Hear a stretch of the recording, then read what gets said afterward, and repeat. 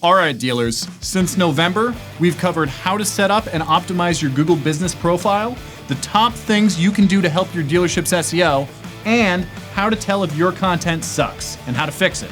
I'm Josh, and today we're going to talk about core web vitals and update your understanding of them for 2022.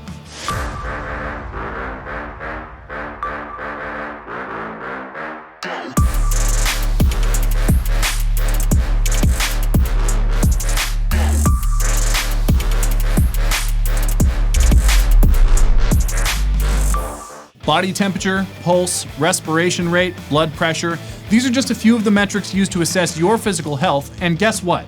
Right now, Google is assessing your website's health as well.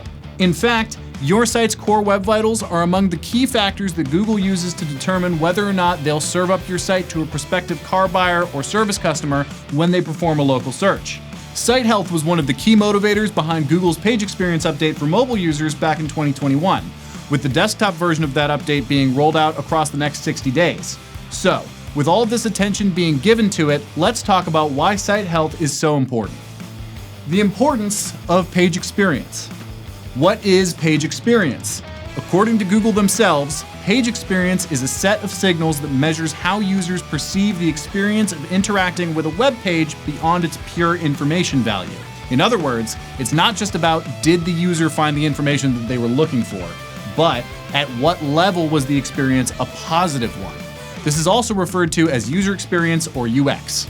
And how does Google gauge UX? With core web vitals, which measure such important factors as loading performance, interactivity, and the visual stability of a page, among others. So let's define core web vitals. As of Q1 2022, core web vitals consist of 3 metrics, each of which have to fall within a specific tolerance to increase your site's chances of being favored by Google. First, largest contentful paint, or LCP, which measures how long it takes for the main content on a page to load. Measured in terms of seconds, the main content of a page needs to load in 2.5 seconds or less to score good. At the 4-second mark, its rating falls from needs improvement to poor. LCP scores are largely based on the servers responsible for sending your website to visitors. So if you're seeing poor scores, it's time to call your site provider and get this addressed. First input delay, or FID, measures how long it takes for a page to become interactive. In other words, how quickly can the user start to navigate it? If your page is interactive within 100 milliseconds or less, you're good. More than 300 milliseconds, and I've got some bad news for you. If you're seeing poor FID scores, it's time to call your website provider because the predominant issue is the site's ability to quickly load and render script. And finally, cumulative layout shift, or CLS, measures any unexpected layout shift pertaining to a page's visual content.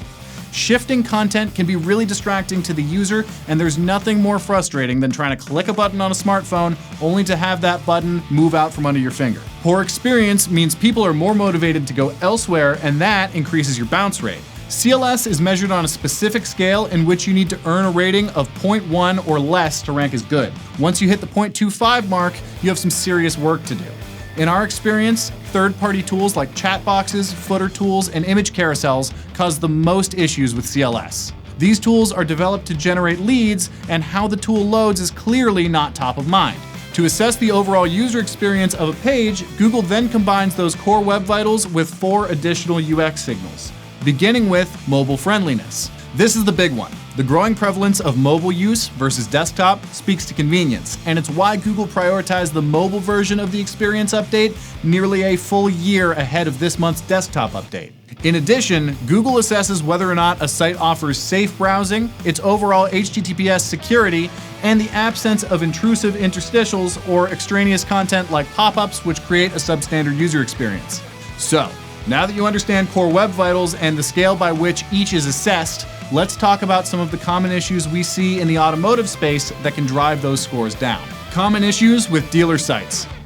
Now, we're only going to glaze over this section because the issues discussed may or may not apply to your dealership's site. That said, you need to keep in mind that the majority of dealers out there work with the same vendors employing the same tools and processes.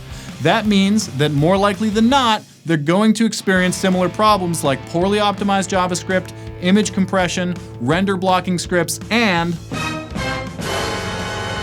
third-party code. If it sounds like we're speaking a foreign language here, don't worry. The commonality and complexity of these issues and what's involved in repairing them are a big part of why it's important to have a trusted partner who has your best interests in mind. Shameless plug. But what if you want to handle these issues yourself? Google's new desktop report. Last month, Google announced that to support the upcoming rollout of page experience ranking to desktop, Search Console now has a dedicated desktop section in its page experience report to help site owners understand Google's good page experience criteria. That's right, you can access it by logging on to Search Console and clicking on the Page Experience link under the Experience tab. But what if you're intimidated by this reporting because you're not particularly well versed in the Search Console platform? The good news is you don't need to be. There is a way to flag potential problem areas on your site. Page inspection. Fair warning, this process is far easier to do on a desktop or laptop. Start by visiting any page on your website using the Google Chrome browser. Then, simply right-click if you're using a PC or control-click if you're on a Mac. From the drop-down menu, select Inspect, and a new window will load on the right side of the screen. Now, I know this looks intimidating, but you don't have to worry about most of it. At the top, you'll want to select Performance and make sure that you have the Web Vitals box checked. You won't need any other boxes checked. Once you've done that, hit the button in the upper left-hand corner of the inspection tool, the one that looks like a reload button, and then sit back and relax as the machine loads your page and records its findings. It shouldn't take more than a minute. The data it produces can look intimidating, but again, you only need to focus on a couple places. Under Interactions, you'll see the timing of your LCP and FID, which can be a good way to gut check the scores you've seen in your report. Just under those, you'll see the Experience section, which is where CLS issues get reported. Each one of those red blocks or bars represents a CLS infraction. If you have a lot of them, well, that's a problem. But even if you only have a few, you'll want to get them cleaned up. Start by hovering over one of the bars. This will highlight what it was that moved on the page and will also provide the snippet of code that references the asset. We've chosen this website at random, but you can see there are multiple problems. First, the main content shifts. Then, the coupon tool lower on the page shifts. Then, the chat tool shifts 3 times before the page finishes loading. If something like a chat tool is causing multiple CLS infractions every time it loads, and that tool is on every page of your site, well, you've found a smoking gun for poor overall CLS issues. Bottom line, it's a great way of identifying problem areas with your site's core web vitals. If you can find the problem, you can fix it. And if you can fix it, you can improve your site's chances of ranking higher in local search. Turn a blind eye to it, and you're sabotaging your own success. So, to recap, the user experience offered by pages on your site influence Google's decision to serve your content up in local search results. Remember, prospective car buyers and service customers are searching for your dealership, but they won't find you if you don't meet Google's standards for site health. Site health is measured by the strength of its core web vitals. Familiarize yourself with each of the 7 metrics and you can assess how well your pages perform. There are common issues that plague the automotive space. Familiarize yourself with those as well, identify any problems on your site, fix them, and you're more likely to outperform local competitors that turn a blind eye. Google Search Console offers reporting to help in this process, but you can also perform manual inspections. So, how do the core web vitals of your site measure up? Now that you know how to check them for yourself, why don't you tell us? Which just about wraps things up for us. As always, be sure to connect with Wikimotive on Facebook, LinkedIn, YouTube, and Instagram. Because when it comes to automotive marketing in 2022, we'll continue to have just the tip for you.